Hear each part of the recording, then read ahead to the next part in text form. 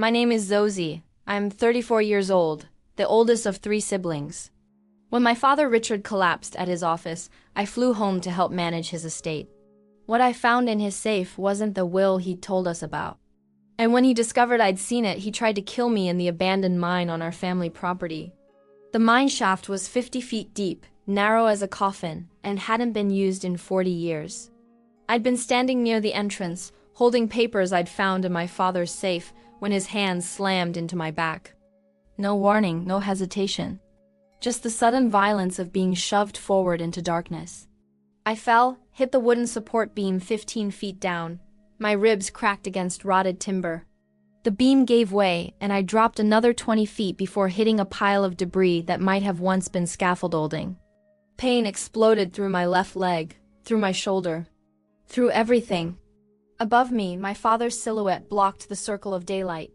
He stood there for 30 seconds, silent, then he walked away. Left me there to die. This was my father. The man who'd taught me to ride a bike. Who'd walked me down the aisle at my wedding.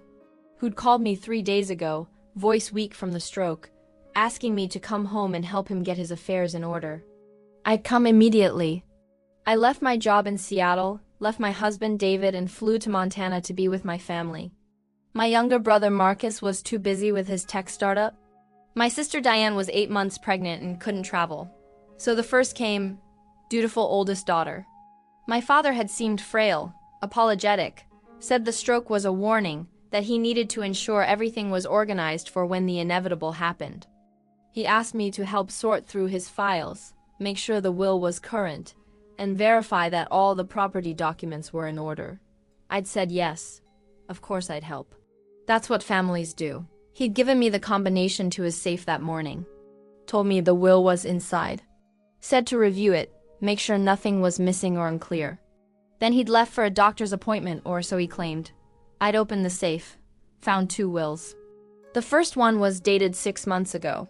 Standard estate planning. Everything is divided equally among the 3 children. The family ranched 1,200 acres in Montana with mineral rights split 3 ways. His investment portfolio, substantial after 40 years of careful management, was divided equally. Fair. Expected. The second will was dated 2 weeks ago. After his stroke. This one left everything to Marcus and Diane.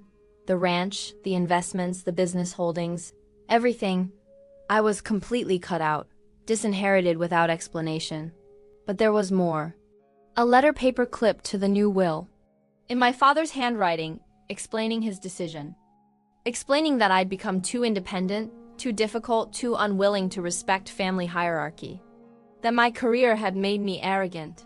Choosing to work instead of having children showed that my priorities were wrong. That Marcus and Diane understood family values in ways I never would. The letter was venomous, detailed, listing every decision I'd made that he disagreed with over the past decade. My marriage to David, whom he considered beneath our family. My refusal to move back to Montana. My choice to work in environmental law field he saw as attacking businesses like the mining operation that had built our wealth. I was reading this letter when I heard his truck returning, earlier than expected. I'd quickly photographed both wills and the letter with my phone, backed them up to cloud storage. Then I'd grab the documents and run outside to confront him. Stupid. I should have stayed inside. Should have called my lawyer first. But I was angry, hurt. I wanted an explanation. He'd been standing near the old mine entrance, the one on the north edge of our property that had been closed since the 1980s, fenced off but not filled in. I'd asked him about the second will, about why he'd cut me out, about the cruel letter. His face had gone cold. He'd asked for the documents back. I'd refused, said I had copies already. That I was going to contest the new will. What he was doing wasn't just cruel but likely legally questionable, given his recent stroke. That's when he'd pushed me. I don't know how long I was unconscious. When I woke, everything hurt. My leg was bent wrong. My shoulder wouldn't move. Blood from a head wound had dried sticky across my face. The darkness was absolute 50 feet down. No light reached this depth. I tried to stand. Couldn't. My left leg was broken and the bone was probably fractured in multiple places. My left arm hung uselessly, but my right hand still worked. And miraculously, my phone was still in my jacket pocket. The screen was cracked but functional. No signal, 50 feet underground, surrounded by rock and earth. But the flashlight worked. I assessed my situation. The shaft was maybe 4 feet across. Old timber supports lined the walls. Most of them had rotted. The debris I'd landed on was a collapsed section of scaffolding from when this mine was active. Sharp metal edges and splintered wood everywhere. Looking up, the opening seemed impossibly far. Smooth rock walls, no handholds. No way to climb with 2 working limbs, much less with a broken leg and useless arm. My father knew I couldn't climb out. That's why he'd left.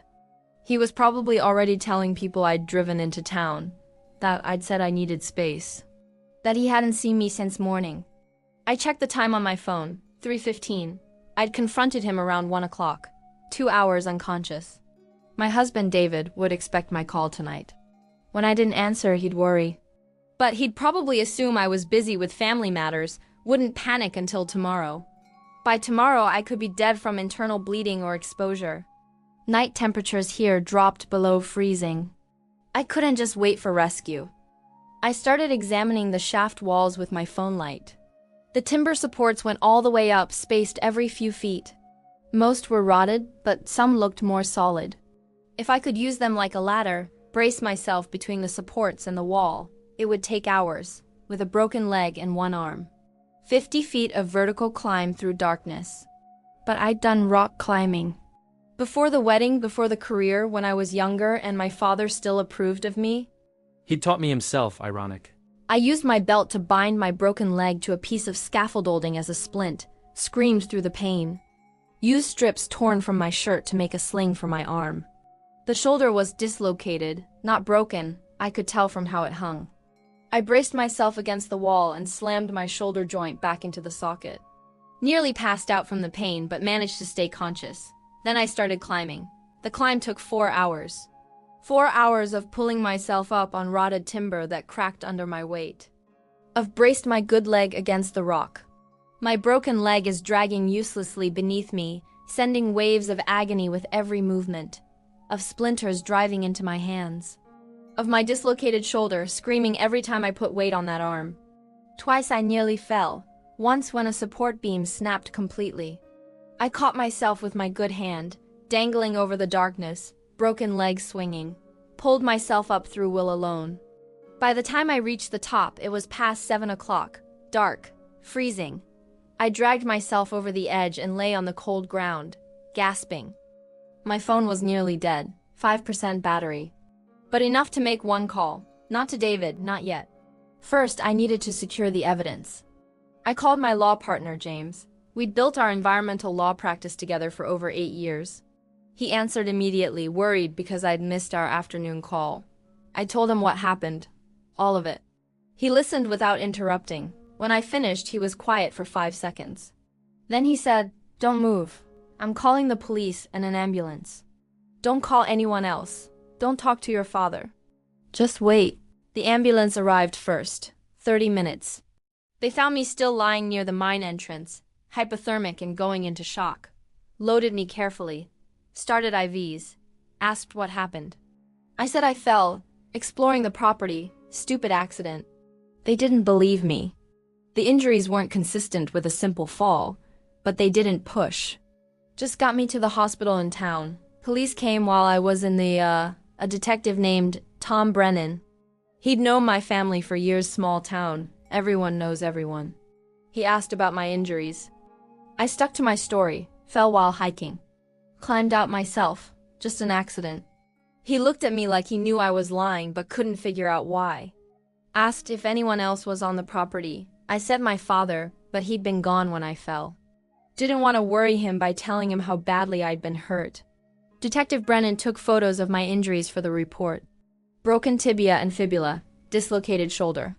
3 cracked ribs, concussion, severe lacerations, hypothermia. The doctor said another hour outside, and I'd have died from exposure.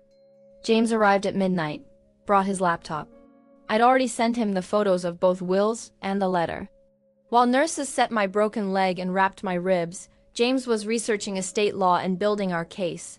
He explained the situation. The new will, executed 2 weeks after my father's stroke, could be challenged on grounds of diminished capacity. The timing was suspicious. The dramatic change from equal distribution to complete disinheritance suggested cognitive impairment from the stroke. But we needed more. Medical records showing the stroke's severity. Witnesses who'd noticed changes in my father's behavior. Evidence that someone had influenced him, maybe Marcus or Diane? Though that seemed unlikely. They didn't even know about the new will. I realized something. My father had been meeting with someone regularly since his stroke. He'd mentioned it casually, an old friend helping with business matters. Gerald Webb. I'd met him once, years ago. My father's accountant and financial advisor. I told James. He made notes. Said he'd investigate Webb, see what role he'd played in the new will. Then I told James about the push.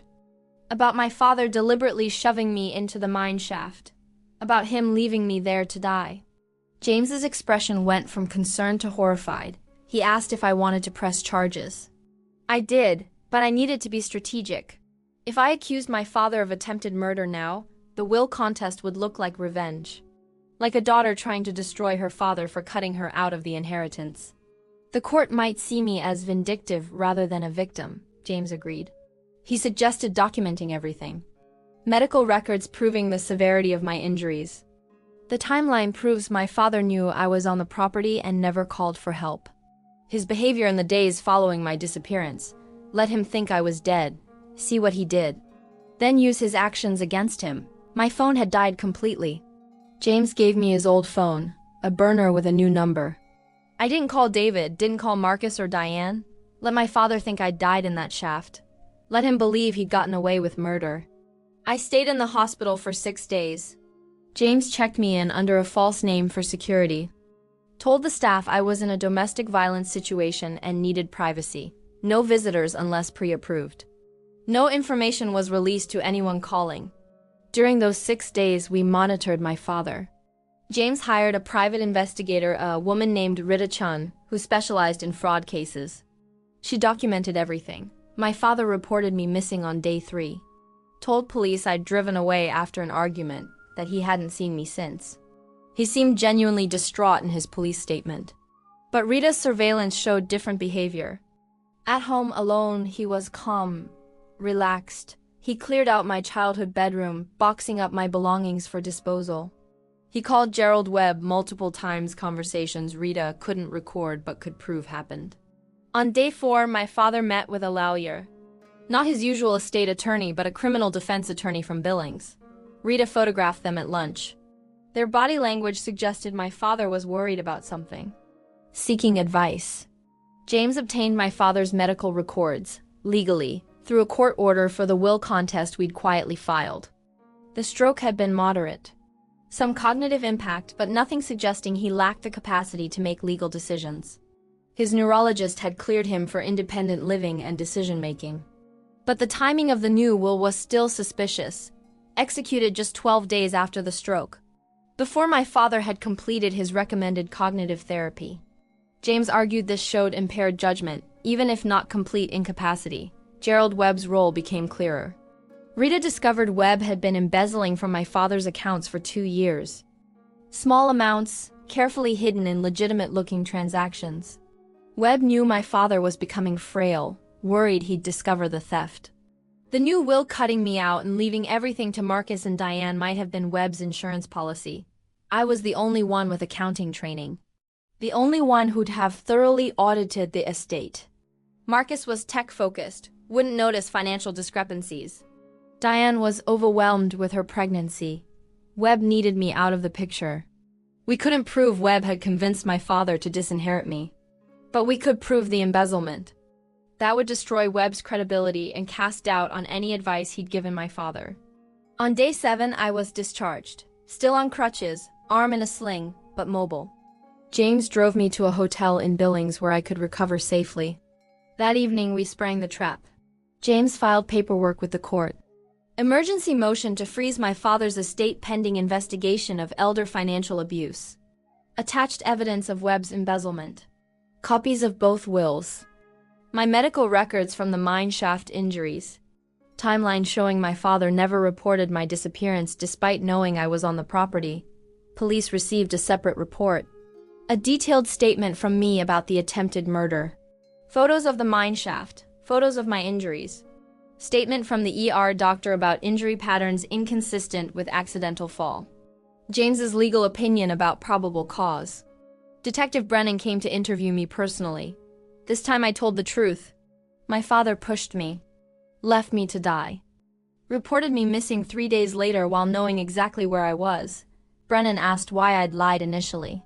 I explained I'd needed time to secure evidence. To document my father's behavior after he thought I was dead. To protect myself legally before accusing him of attempted murder. Brennan understood. He'd seen the surveillance footage Rita had gathered. My father's calm demeanor. The meeting with a criminal attorney. The disposal of my belongings. These weren't the actions of a worried parent searching for a missing daughter. Arrest warrants were issued, 2 of them. One for my father attempted murder, elder abuse regarding the embezzlement situation. One for Gerald Webb embezzlement, fraud, conspiracy. They arrested Webb first, at his office. He panicked, started talking immediately, admitted to the embezzlement.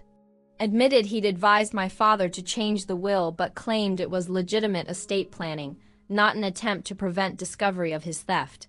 Then they arrested my father, at the ranch. He was shocked, genuinely seemed not to expect it. Denied everything, said I'd fallen accidentally. That he hadn't known I was hurt. That I was lying because I was angry about the will. The evidence said otherwise. The trial took 14 months. My father pleaded not guilty to attempted murder. His defense argued the push was accidental, that he'd been startled, that his stroke had affected his balance, and he'd stumbled into me. That I was vindictive about the will and fabricating assault allegations. The prosecution presented my medical records. Injuries consistent with being pushed, not falling accidentally. The timeline shows my father never called for help, despite knowing I was on the property. His meeting with a criminal defense attorney before I resurfaced. His disposal of my belongings. His calm behavior while claiming I was missing, Gerald Webb testified for the prosecution. In exchange for reduced charges on the embezzlement, he admitted he'd advised my father that disinheriting me was necessary to prevent me from discovering the financial irregularities. Webb claimed he'd told my father the embezzlement would look like accounting errors, that Marcus and Diane would never notice, but that I would investigate thoroughly. Webb's testimony proved motive. My father had pushed me into that mine shaft to silence the one person who discover his financial advisor had been stealing from him for years, and to eliminate the person who'd contest the will that protected Webb's theft. The jury convicted on all counts. Attempted murder, conspiracy to commit fraud. My father was sentenced to 25 years. At 71 years old, it was effectively a life sentence. Gerald Webb got 12 years for embezzlement and conspiracy. The will contest was resolved quickly after the criminal conviction. The judge ruled the second will was invalid, executed under undue influence and with the intent to facilitate embezzlement. The original stood. The estate is divided equally among all 3 children. Marcus and Diane were devastated. They hadn't known about the second will or the embezzlement. Hadn't known our father had tried to kill me.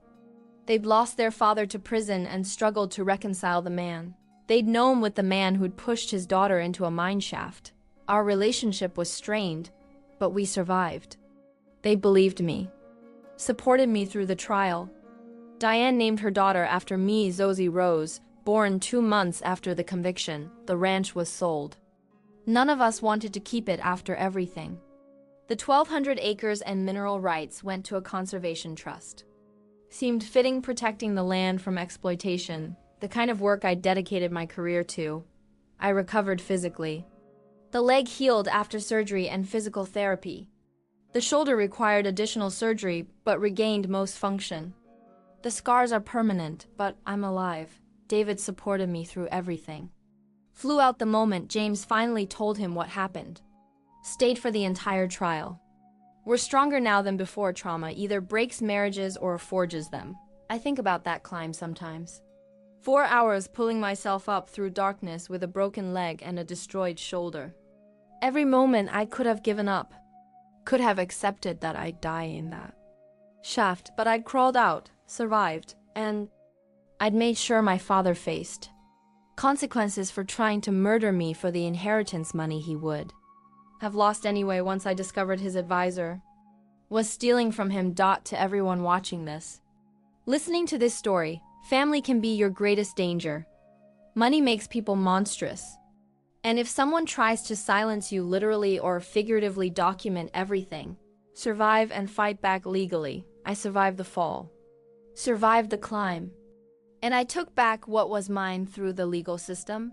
Have you ever discovered something that made your family turn against you? How did you protect yourself? Share your story in the comments. And if this resonated with you, if you've ever had to choose between family loyalty and self-preservation, subscribe. These stories matter. They remind us that we're stronger than we know. That survival is possible. That justice, even delayed, is worth fighting for. My father thought I'd die in that mine shaft. Instead, I climbed out and made sure he'd spend the rest of his life in a different kind of darkness. The shaft was 50 feet deep. But I came back up. And I made him pay for every inch of that fall.